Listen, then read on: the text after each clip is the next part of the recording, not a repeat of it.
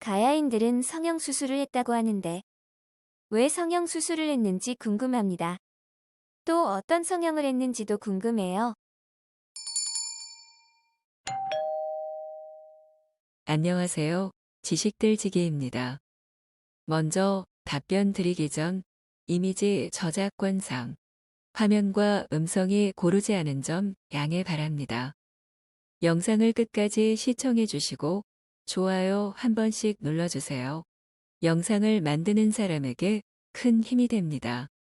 답변 드리겠습니다. 2003년 2월 18일에 한나의 답변 중 지난 1976년 경상남도 예알리에서는 획기적인 발견이 있었습니다. 무려 1600년 전 가야인들의 집단 무덤터가 발견된 것입니다. 인골은 역사를 파악하는 데 있어 더없이 중요한 유물입니다. 1600년 전 가야인의 인골에는 아주 독특한 점이 보여졌습니다. 가야인의 머리는 정상인에 비해서 이마 부분이 훨씬 뒤로 누워 있고 정수리 부분이 불쑥 솟아 있다는 점이었습니다. 한마디로 참 이상한 두개골인 것입니다. 정상적인 인골에 비해 이 인골은 얼굴 폭이 넓고 미간에서 정수리까지의 길이도 훨씬 짧다고 합니다. 분명 이 인골은 같은 시대의 가야인들과는 다른 모습을 하고 있다는 것입니다. 다시 말해서 이 인골은 고대 가야인 중에서도 특별한 경우라는 것입니다. 기형은 기형인데 선천적으로 태어날 때부터 그런 게 아니고 태어나고 나서 외적인 어떤 힘을 가해가지고 변형된 것이라고 그렇게 추정합니다.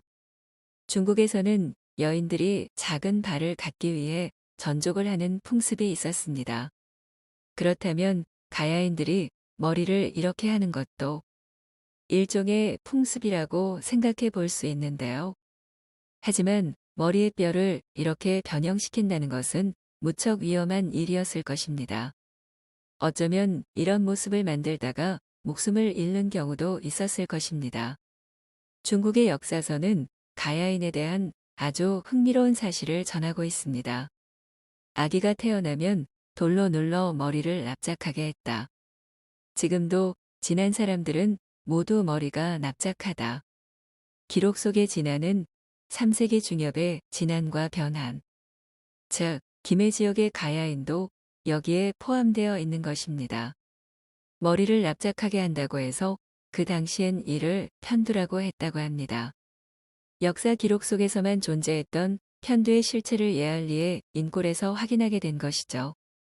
편두를 하는 한 가지 방법은 아기가 태어나면 머리 앞뒤로 판자를 대서 끈으로 묶는 것입니다.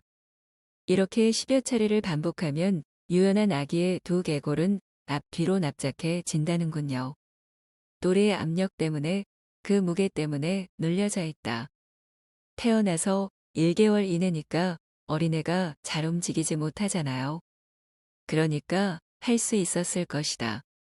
그렇게 추정을 하죠.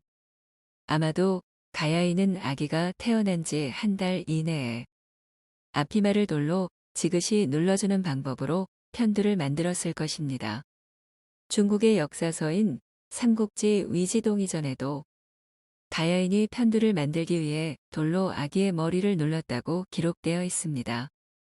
당시 가야인들에게 편두는 새로운 얼굴을 만드는 일종의 성형술이었습니다. 그러나 이런 성형술이 비단 가야에서만 이루어졌던 것은 아니라고 합니다. 시기는 다르지만 편두의 풍습은 이집트와 가야 그리고 마야에서도 보여집니다. 지금 예알리에서는 여성 인골에만 국한되어 있습니다. 전체적으로 다 행해진 게 아니고 일부에만 행해지고 있기 때문에 지금 생각으로는 아마 일종의 무당과 같은 특수 신분의 여성들에게만 행해진 게 아닌가 그렇게 생각하고 있습니다.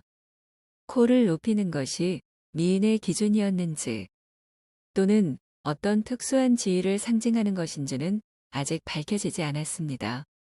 하지만 가야인들이 성형수술을 했다는 것은 분명한 사실로 드러났습니다. 물론 현대적인 의미의 성형수술은 아니지만 1600년 전에 이런 성형술이 있었다는 것은 참으로 놀라운 일이 아닐 수 없습니다. 역사를 이해하지 못하면 지난 과오를 되풀이 한다 트레이드마크. 지금까지 지식들지기였습니다. 다음 영상은 더욱 호기심 많은 질문들로 업데이트될 예정입니다. 구독하시면 일상생활에서 가끔 궁금한 질문들이 함께할 것입니다. 지식과 상식 얻어가세요. 감사합니다.